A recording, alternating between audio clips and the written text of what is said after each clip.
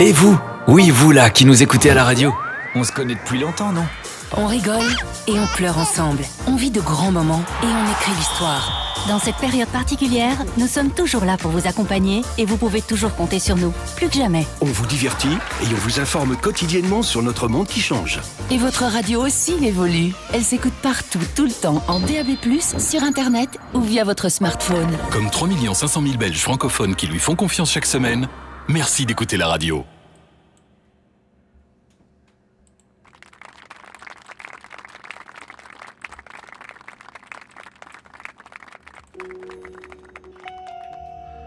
Bienvenue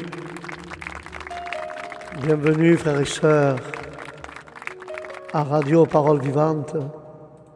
Bienvenue chers frères, chères sœurs à l'émission d'aujourd'hui, Note biblique. Et avec la grâce de Dieu, nous allons d'abord écouter un cantique, puis nous rentrons dans le thème de cette note biblique d'aujourd'hui, avec la grâce de Dieu. Mais tout d'abord, avec la miséricorde de Dieu, nous allons présenter ces moments-là devant sa divine présence. Alléluia. Tous qui sont là, tous qui écoutent, nous fermons nos yeux, nous courbons nos têtes et nous présentons ces moments devant la présence de notre Seigneur. Seigneur Jésus-Christ, merci de nous donner le privilège de te chercher. Merci Seigneur pour chaque chose que tu fais dans nos vies. Seigneur, nous te présentons aujourd'hui cette émission Note biblique et que ce soit toi, Jésus, qui prenne le contrôle de ce direct, que ce soit toi, Esprit Saint, qui dirige tout ce qui va se dire et tout ce qui va se faire au nom du Saint-Esprit. Seigneur, bénis mes frères et mes sœurs qui vont écouter cela. Seigneur, bénis chacun d'entre nous, car seulement toi, Seigneur, tu peux nous parler à travers cette note biblique. Et je te remercie, Jésus, pour chaque moment, pour chaque instant, pour chaque chose que tu fais. Bénis mes frères et mes sœurs qui sont en train d'écouter, Seigneur.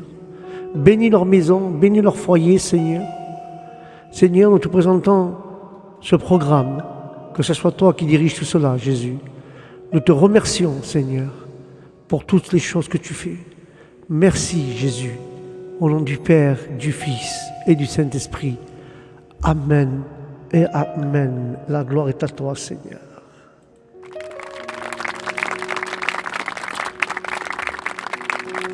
Avant cela, de rentrer dans ce thème, nous allons laisser passer un cantique avec la grâce de Dieu et puis nous rentrerons dans le thème avec la miséricorde de notre Seigneur. Alléluia. Béni soit Jésus. La gloire est à toi, Seigneur. Quand je prie le Seigneur, de nouvelles forces me renouvellent.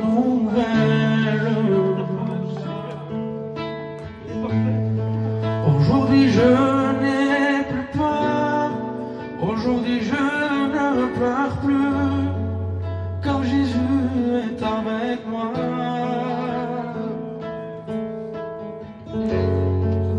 Quand je prie le Seigneur, de nouvelles forces me renouvellent.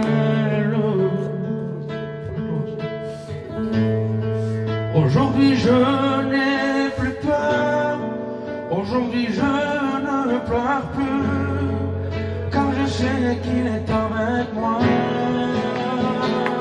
Quand il descend, les malades sont guéris, les chaînes sont brisées, dans le nom de Jésus.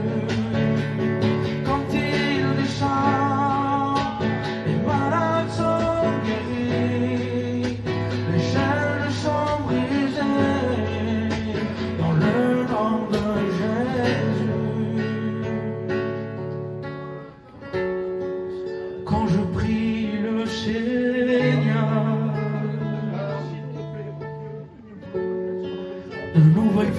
force me renouvelle. Aujourd'hui je n'ai plus peur, aujourd'hui je ne pleure plus, car je sais qu'il est avec moi.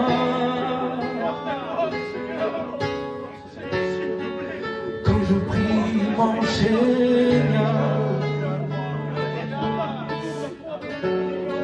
de nouvelles forces me renouvellent. Aujourd'hui je n'ai plus peur, aujourd'hui je ne pleure plus, quand Jésus est avec moi.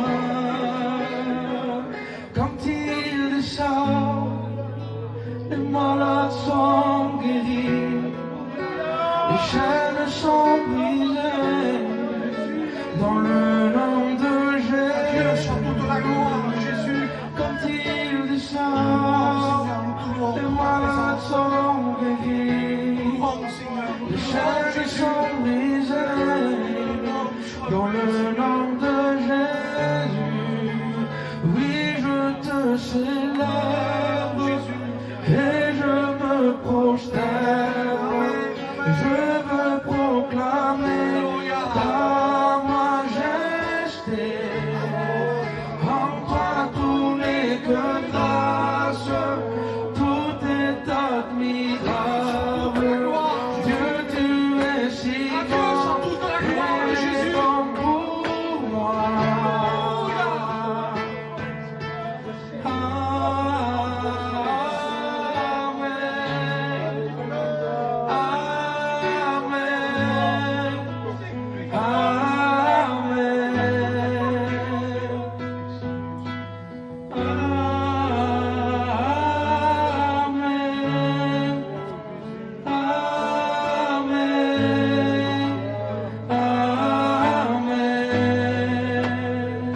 Quand il descend, les malades sont guéris, les chaînes sont brisées, dans le nom de Jésus.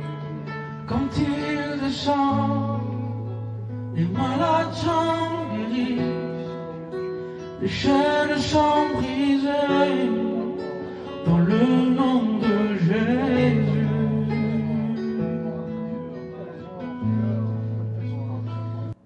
Bienvenue.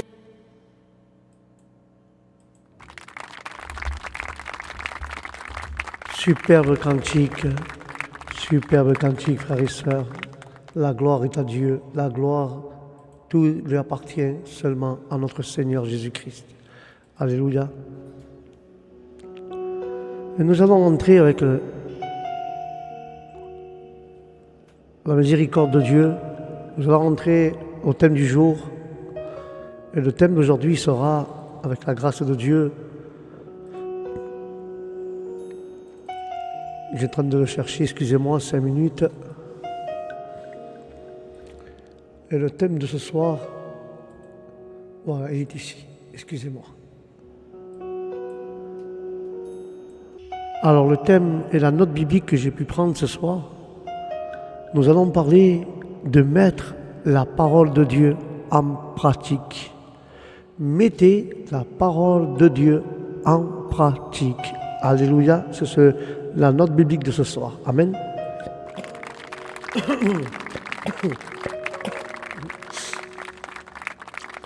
Et là nous voyons, frères et sœurs, avec la miséricorde de Dieu, nous voyons que l'apôtre Jacques apporte un enseignement. Et la responsabilité, Jacques est en train de nous mettre et nous enseigne la responsabilité d'avertir et celle de recevoir le message de l'Écriture. Ça veut dire savoir quoi? Savoir toutes ces choses pour être bienheureux, si nous le faisons ou pas. Et Dieu demande d'écouter ce que l'Esprit Saint dit aux églises. Alléluia. Et nous sommes, frères et sœurs, Et nous sommes tous invités à recevoir la parole de Dieu. Nous sommes tous invités à recevoir cette parole de Dieu avec toute bonne volonté. Comme les chrétiens, comme de bons chrétiens, nous devons la recevoir. Car le livre des Actes 17-11 nous parle de cette semence porteuse de vie qui vient s'implanter dans nos cœurs et elle nous sanctifie et de tout notre être intérieur est transformé sous l'action du Saint-Esprit. Et c'est le travail en profondeur de la grâce de Dieu qui permet cela. Alléluia. Donc je disais que l'enseignement que l'apôtre Paul nous parle en disant « Recevez avec douceur la parole de Dieu et recevez avec douceur la parole implantée dans votre cœur qui est la puissance de sauver nos âmes. La parole a la puissance de sauver les âmes. Seulement, frères et sœurs, seulement nous devons mettre la parole en pratique. Et ne vous contentez pas de l'écouter seulement, mais de la mettre en action, en pratique. Et vous en abusez vous-même, parce que vous abusez en train d'écouter, mais vous ne la mettez jamais en pratique. Car si quelqu'un écoute la parole de Dieu et ne la met pas en pratique, il est semblable à un homme qui observe son visage naturel dans un miroir.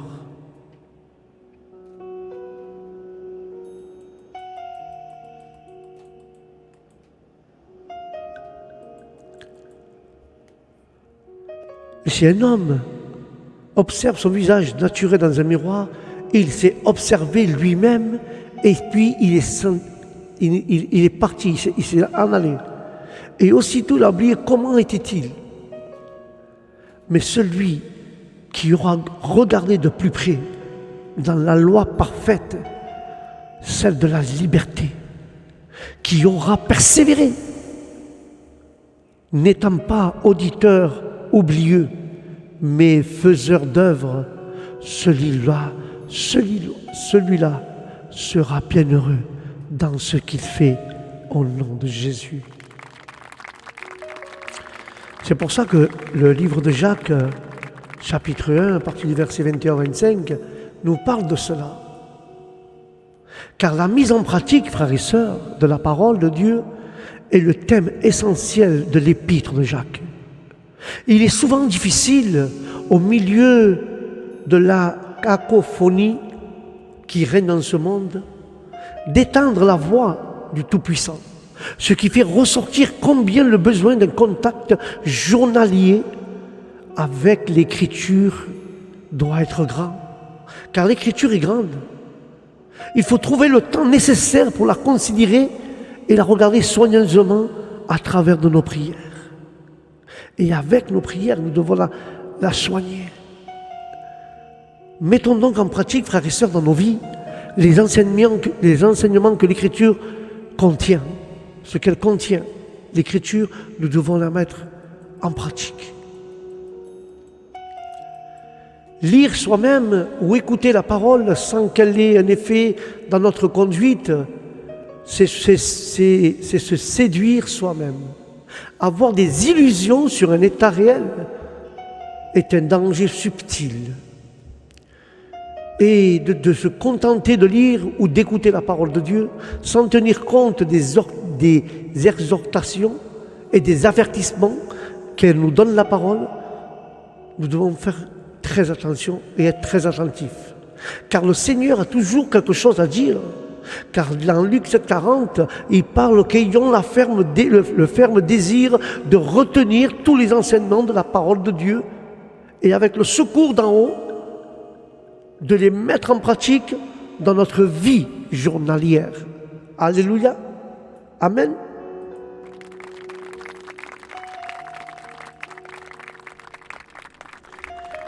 Quand Jésus a prêché dans le sermon sur la montagne, Jésus disait aux foules, « Quiconque étend ces paroles que je dis et ne les mettez pas en pratique sera comparé à un homme insensé qui a bâti sa maison sur le sable.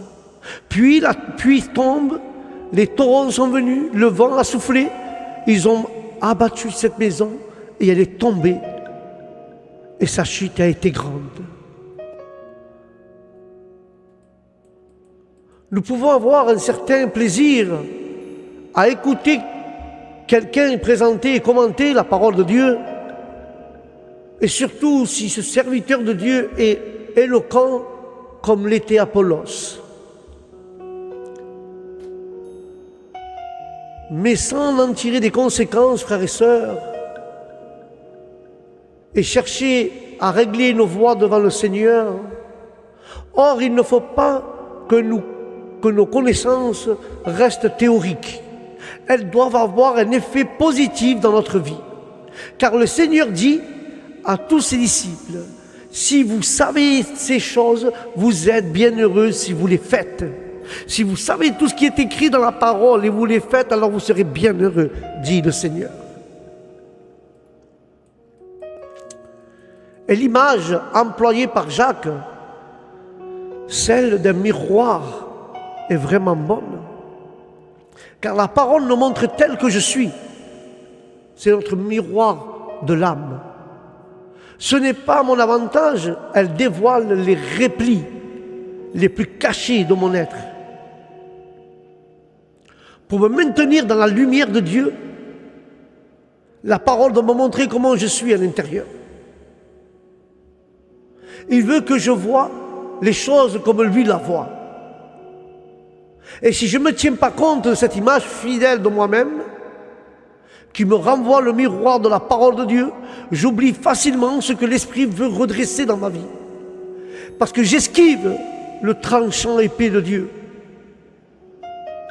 Alors le livre des Hébreux 4 nous parle que, or Jésus affirme, si vous ne persévérez pas dans la parole, vous êtes vraiment mes disciples. Si vous persévérez dans la parole, vous êtes vraiment mes disciples. Vous connaîtrez la vérité vous affranchira. La parole reçue, libérée, est un homme de la puissance du péché et lui donne la force nécessaire pour persévérer dans l'obéissance à la volonté de Dieu. Car nous avons la responsabilité d'avertir à celle de recevoir le message du Christ, le message de l'Écriture. Car l'Éternel l'estimait qu'il devait mettre en garde à son serviteur Ézéchiel. Il ne devait pas se laisser abuser par le nombre des captifs qui n'écoutaient ses messages et semblaient y être attentifs. Mais l'Esprit de Dieu a conduit ce sacrificateur qui faisait partie du premier convoi des captifs à rester à Ténabib, près du fleuve de Kébar. Et là, il était assis, stupéfait, là où ses prisonniers étaient aussi. Plein de compassion à leur égard, il voulait se mettre à leur niveau et leur faire comprendre qu'il sympathisait à leur misère et il désirait souffrir avec eux.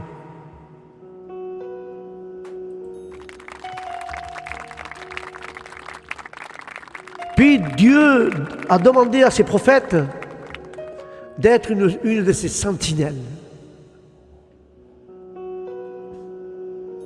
Il devait leur parler comme un oracle de Dieu.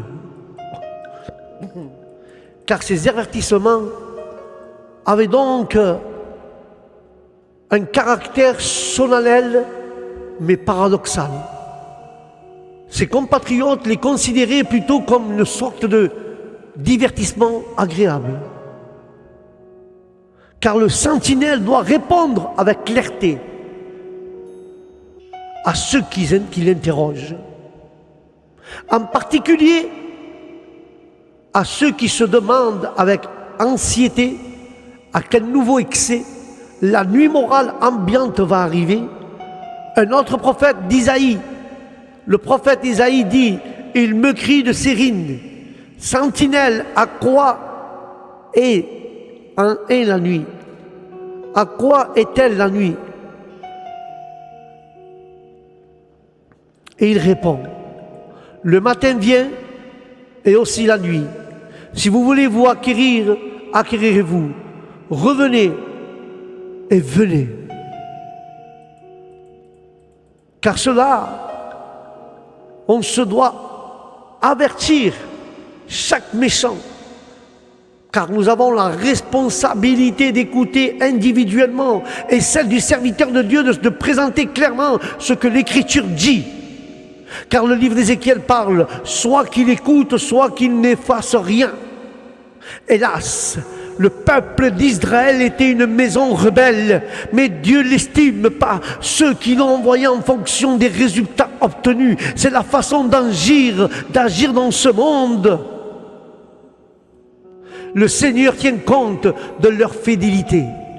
Ne nous laissons pas décourager si certaines personnes dégainent la parole de Dieu présentée aujourd'hui, mais chaque croyant doit être une sentinelle. Il devra rendre compte à Dieu, à son Seigneur. Comment nous acquitterons-nous de notre service? Chaque croyant en a reçu et Dieu nous pèse dans la balance de sa justice au nom de Jésus.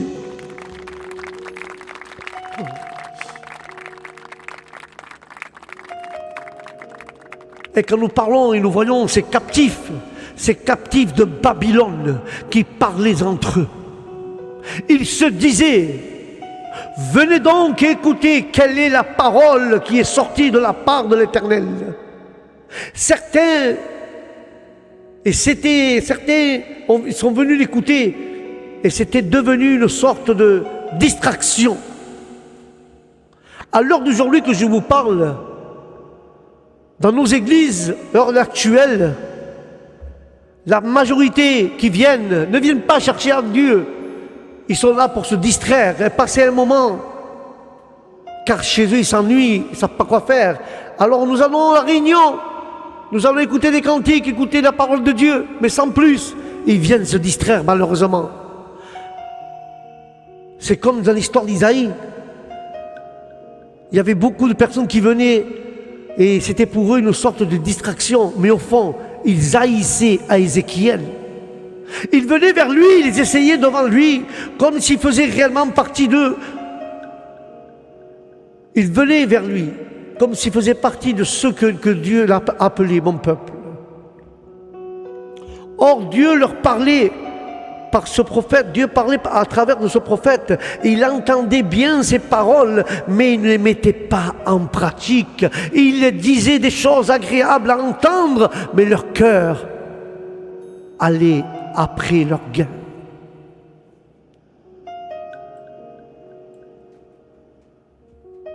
Donc ils n'étaient pas honnêtes envers Dieu, car Dieu connaissait leur duplicité.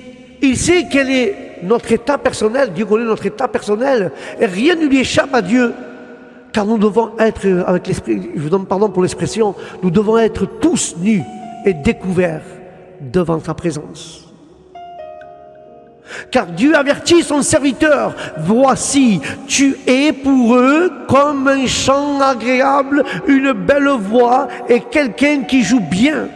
Et il le redit, ils entendent tes paroles, mais ils ne les mettent pas en pratique, nullement. Ces avertissements, c'est aussi parfois très utile pour d'autres serviteurs de notre temps.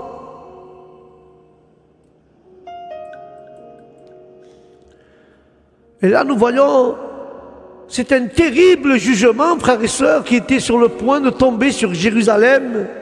Car Dieu dit, ils sauront qu'ils ont eu un prophète au milieu d'eux et qu'ils n'ont pas l'écouté.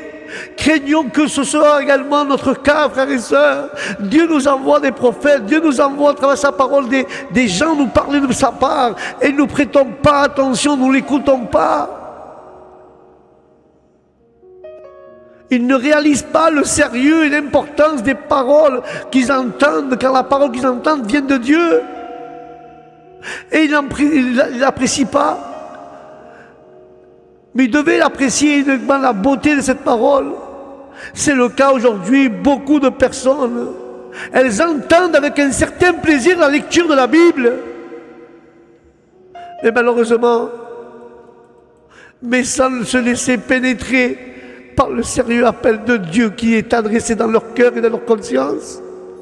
C'est bien beau de lire la parole de Dieu, de l'entendre, de l'écouter, de lire la Bible, mais tu ne te laisses pas que la parole pénètre dans ton cœur parce que Dieu t'appelle. Dieu s'adresse à toi, il s'adresse à ta conscience, à ton cœur. Or, au sujet de l'Écriture, il est écrit: de saints hommes de Dieu ont parlé étant poussés par le Saint-Esprit.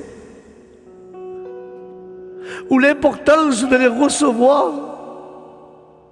recevoir de Dieu, de lui-même. Tu dois recevoir cette parole que Dieu t'a envoyée.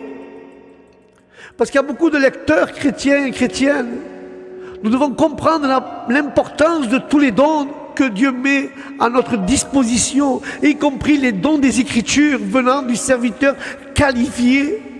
Et si nous n'écoutons pas que ce que le Seigneur nous dit par le moyen que Dieu met à travers de sa parole, la perte pour nous sera définitive. Si nous ne mettons rien en pratique, nous n'aurons pas une riche entrée au ciel. Nous serons sauvés, mais à travers le feu. Cette indifférence a des conséquences encore plus graves, mes frères et mes sœurs. Il y a des conséquences plus graves pour un incroyant, une personne qui ne croit pas. Sans repentance de sa part, il subira une terrible éternité loin de Dieu. Il a laissé passer le temps comme le Pharaon. Cet athée a eu l'occasion peut-être unique d'entendre la parole de Dieu, mais il ne s'est pas laissé instruire par elle. Il a fermé ses oreilles et son cœur. Il faut, frères et sœurs, si tel est votre cas, confessez aujourd'hui, confessez au nom de Jésus aujourd'hui, même vos péchés devant l'Éternel, croire, parce que nous devons confesser, croire au salut que Jésus nous a offert, et recevoir ainsi de lui la vie éternelle au nom du Christ.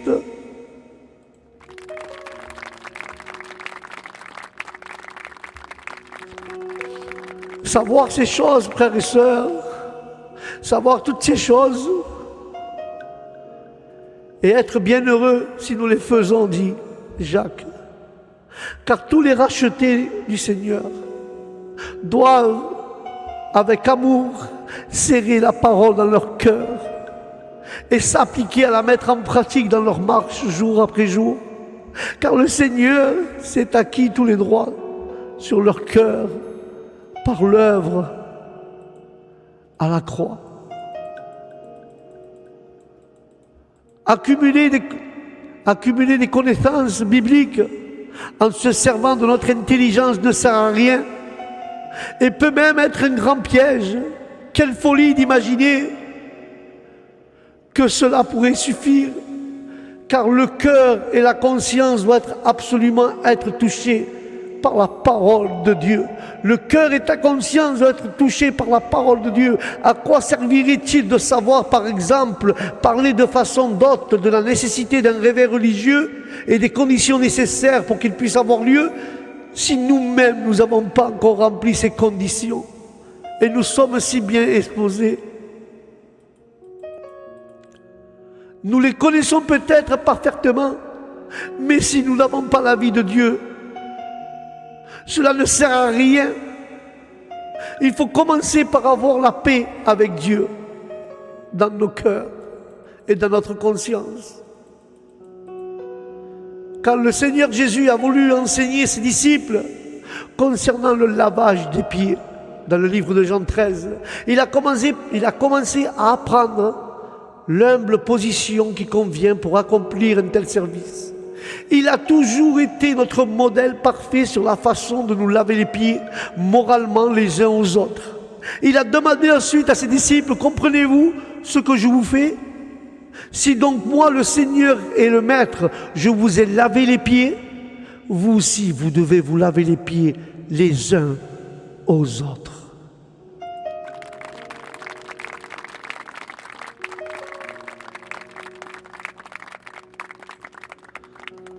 C'est un exemple, frères et sœurs, c'est un exemple que je vous ai donné.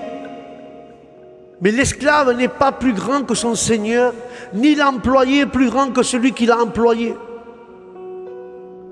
Retenons cette conclusion. Si vous savez ces choses, vous êtes bien heureux si vous les faites, car la mise en pratique est de toute importance dans notre vie chrétienne. Pourtant, il est souvent négligé.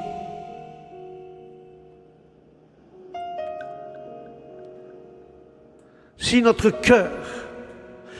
cœur a des afflictions, pour lui que Dieu regarde, pour Israël, quand il évoque le début de leur voyage dans le désert, l'Éternel peut dire: je me souviens de toi, de la grâce, de ta jeunesse, de l'amour, de tes fiançailles, quand tu marchais après moi dans le désert et dans un pays non semé.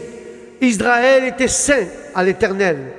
Les prémices de ses fruits, sa marche, alors était bonne. Mais un déclin s'est rapidement manifesté et la relation avec l'Éternel s'est progressivement gâtée. Leur marche n'a pas tardé à devenir boiteuse. Ils ne sont plus soumis entièrement au commandement divin. Et de tout cela, finalement, résultait une affreuse déroute, ce qui se voit clairement en lisant le livre de Malachie. Et dans ce livre, il y a une lecture qui est très attristante. La première question qu'Israël ose poser: en quoi as-tu aimé? En quoi nous as-tu aimés? Dans Malachie 1-2, il est écrit ainsi: en quoi nous as-tu aimés? Met déjà en évidence la profonde ruine spirituelle. Toutes les questions suivantes sont du même style, agressif, audacieuse. Et le livre de Malachie se termine par ce mot solennel: malédiction, jugement, longtemps suspendu du fait de la patience de notre Dieu, était désormais inévitable. Cependant, le Seigneur, comme toujours, se réserve un petit résidu, un reste de fidèles. Au sein de cette grande misère, alors que ceux qui craignaient l'Éternel ont parlé l'un à l'autre, et l'Éternel a été attentif et a entendu, et un livre de souvenirs a été écrit devant lui pour ceux qui craignaient l'Éternel et pour ceux qui pensaient de son nom. Ils seront à moi mon trésor particulier, dit l'Éternel des armées. Au jour que je ferai, je les épargnerai comme un homme épargne son fils qui le sert. Les paroles, frères et sœurs, et surtout la marche pratique de tous les vrais croyants ne peuvent manquer de montrer des réelles afflictions pour le Seigneur. Mais à l'heure du jugement, on fera la différence entre le juste et le méchant, entre celui qui sert Dieu et celui qui ne le sert pas. Nous devons écouter ce que le Saint-Esprit dit aux églises. Nous devons l'écouter, frères et sœurs. Au milieu d'un immense déclin de la chrétienté, nous devons savoir, et nous devons savoir écouter ce que le Saint-Esprit dit aux assemblées, aux églises. Si grande que soit aujourd'hui la ruine du témoignage qui nous a été confié, aussi humiliante qu'elle soit, il faut d'abord que chacun d'entre nous en tire les leçons personnelles qui s'opposent. Car le Seigneur appelle ainsi à lui des fidèles, subtils, de raviver la lampe de son témoignage dans le monde.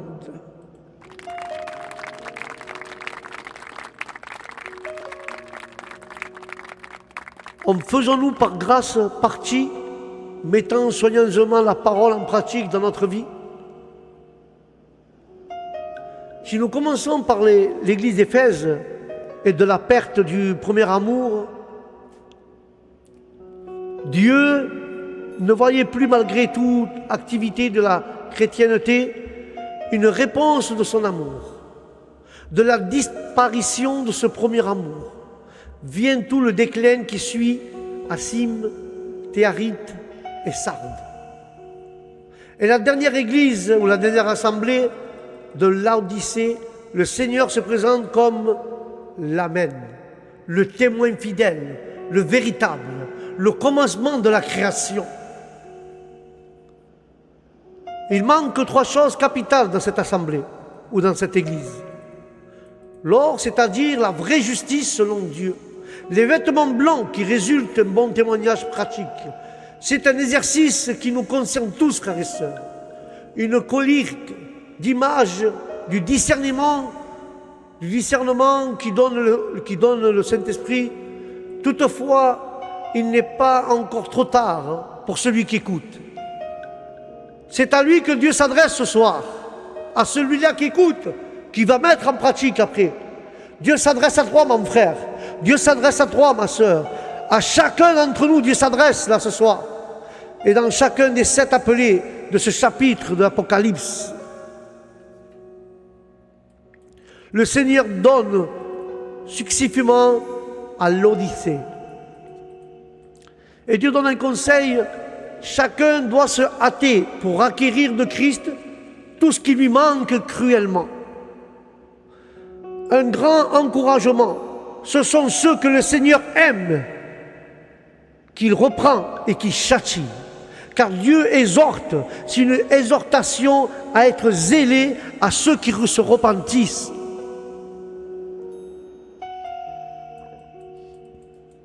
Et là, nous voyons une promesse sans aucun prix. Voici que je me tiens à la porte et je frappe.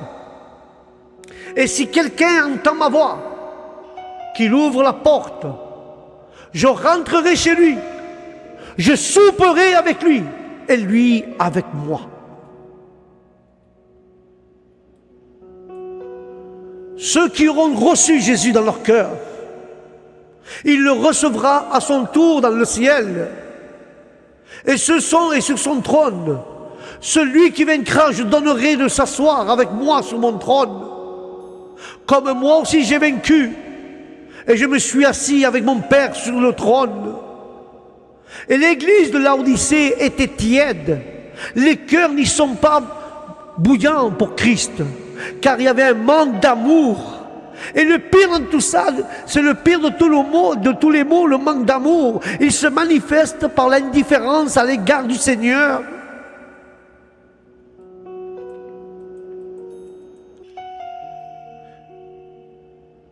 L'indifférence à l'égard du Seigneur et de ses intérêts. Ne nous cherchons plus à lui plaire à tout égard. On trouve ici 2 tableaux dans l'église de Laodicée, totalement différents. D'abord, son estimation personnelle. Elle pense être riche et s'enrichit, mais elle est persuadée d'y avoir besoin de rien. Elle croit qu'elle a besoin de rien, qu'elle croit qu'elle est riche. Mais celle de Christ, à son égard, elle est malheureuse à l'égard de Jésus, cette église. Elle est malheureuse, elle est misérable, et elle est pauvre, elle est aveugle et elle est nue. L'église pensait qu'elle était riche spirituellement, qu'elle avait tout, elle avait besoin de rien, mais aux yeux de Dieu, elle était malheureuse, misérable, pauvre, aveugle et nue. Cette assemblée est-elle encore? Cette assemblée encore plus, elle n'a pas de conscience de son état. Il y a des églises, frères et sœurs, qui n'ont pas conscience de leur état. Pas plus que Samson. Lui non plus ne savait pas que l'Éternel s'était retiré de lui. Il ne connaissait pas non plus son état, il n'avait pas conscience de son état. Il ne s'est pas rendu compte que l'Éternel s'était retiré de lui. Et que nous voyons Ephraïm non plus. À son sujet, le prophète Osée conclut: des étrangers ont consumé sa force et il ne le sait pas. Il ne le sait pas qu'il avait consumé sa force. Et des cheveux gris sont aussi parsemés sur lui et il ne le sait pas. Et là nous voyons dans cet amour que le Seigneur se présente à Philadelphie, le nom qui signifie amour des frères, comme le saint, le véritable, celui qui est la clé de David, une clé dont il use souverainement. La fidélité de Philadelphie, se manifeste au milieu de ce monde, dans une apparence petite peut-être ou impuissance, mais remarquons le caractère qu'elle avait, cette Église. Le peu de force, mais le Seigneur tient ouvert devant lui. Elle n'avait pas beaucoup de force, mais le Seigneur tenait ouvert devant elle la porte de l'Évangile. La fidélité au Seigneur, il sera lui fidèle à sa promesse. Je viens bientôt, dit le Seigneur. Et l'attachement à sa parole, son nouveau nom sera la part de ceux qui en font partie. Et je vais conclure avec ça. L'opprobre du monde, il ne sera répondu que par une approbation publique. Ils connaîtront que je t'ai aimé. Il n'a pas fait de reproches à cette Église, pas plus qu'à Syrme. Or, nous faisons partie des héritiers responsables de Philadelphie. Que le Seigneur nous aide à manifester les caractères, ainsi à ne pas perdre notre couronne, car il éprouve encore plus que de joie à donner cette couronne au vainqueur de la recevoir. Écoutons la précieuse déclaration faite: celui qui vaincra, je ferai de lui une colonne dans mon temple de mon Dieu, et il n'en sortira plus jamais. Et j'écrirai sur lui le nom de mon Dieu et le nom de la cité de mon Dieu, la nouvelle Jérusalem qui descend du ciel auprès de mon Dieu et de mon nouveau nom, au nom de Jésus.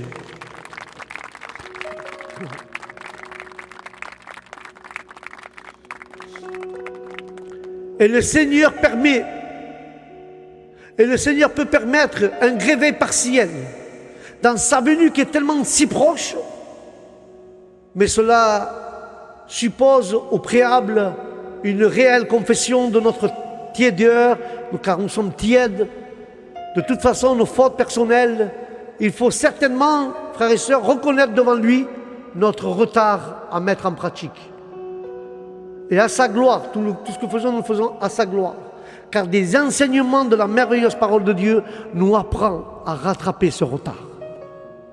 Car la présence du Seigneur est au milieu des siens, elle est réunie là, elle est réelle, la présence de Dieu ce soir. Elle est là parmi nous, grâce à Dieu.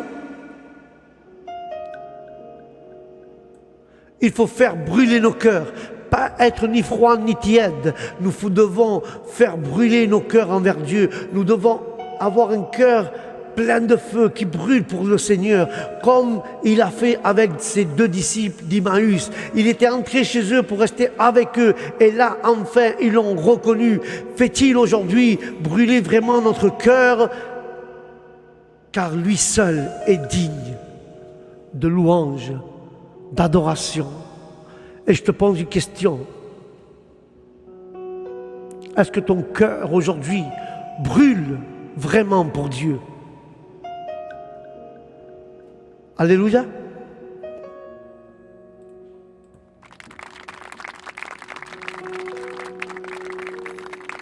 Voilà, mes frères et mes sœurs, c'était la note biblique d'aujourd'hui. Mettons en pratique la parole de Dieu. Et la réponse est simple. Est-ce que notre cœur brûle pour Dieu? Est-ce qu'il est prêt à brûler pour Dieu, pour que Dieu se manifeste sur nous? C'était l'enseignement de l'apôtre Jacques que je vous ai apporté. Je n'ai rien inventé, frères et sœurs. C'est dans les épîtres de Jacques qu'il nous apprend tout cela. Combien d'entre nous veulent mettre la parole en pratique? Dieu te bénisse, Dieu te bénisse, Dieu te bénisse, Dieu te bénisse. Dieu te bénisse, Dieu te bénisse, Dieu te bénisse, Dieu te bénisse, mon frère. Vous avez vu la parole de Dieu, comme elle avance? Dieu sait parler dans les cœurs, frères et sœurs. Dieu parle dans nos cœurs. Alléluia. Et vous, oui, vous là, qui nous écoutez. Dieu nous parle dans nos cœurs, frères et sœurs. Dieu parle. Dieu est bon. Moi, je le crois ce soir, que Dieu a parlé premièrement dans mon cœur, Mais moi, je veux que Dieu me rattrape tout le retard que j'ai eu, que je n'ai pas mis en pratique.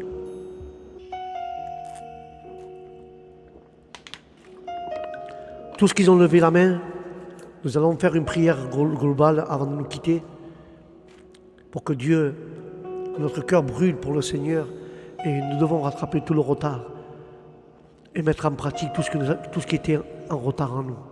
Alléluia. Seigneur Jésus-Christ, nous te demandons pardon avec mes frères et mes sœurs ici ce soir et nous voulons, Seigneur, que notre cœur brûle pour toi, Seigneur, car tu es digne de louange, tu es digne, Seigneur, d'adoration. Et nous voulons que notre cœur brûle seulement pour toi, Seigneur. Seigneur, pardonne-nous, Seigneur, notre retard.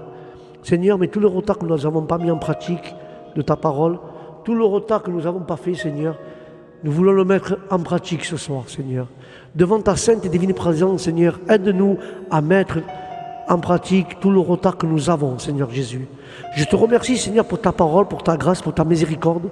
Et merci pour tous les frères et sœurs qui ont levé la main et qui se sont reconnus à travers cette note biblique, Seigneur.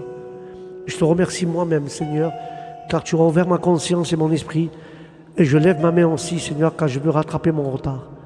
Et je veux que mon cœur brûle pour toi, Seigneur. Merci, Jésus, pour ta parole, pour ton conseil. Aide-nous à le mettre en pratique dans notre vie de chaque jour, Seigneur. Merci. Merci, Seigneur. Amen et Amen.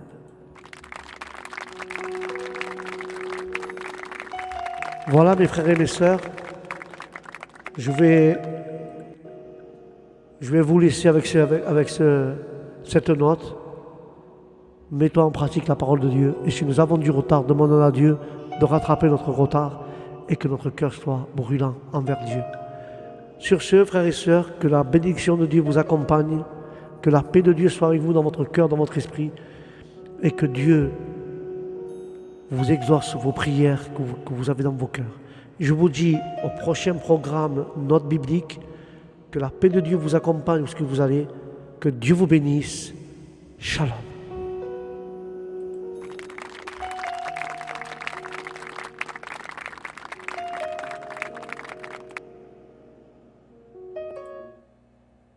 Et vous? Oui, vous là, qui nous écoutez à la radio. On se connaît depuis longtemps, non? On rigole et on pleure ensemble. On vit de grands moments et on écrit l'histoire. Dans cette période particulière, nous sommes toujours là pour vous accompagner et vous pouvez toujours compter sur nous, plus que jamais. On vous divertit et on vous informe quotidiennement sur notre monde qui change. Et votre radio aussi évolue. Elle s'écoute partout, tout le temps, en DAB+, sur Internet ou via votre smartphone. Comme 3 500 000 Belges francophones qui lui font confiance chaque semaine, merci d'écouter la radio.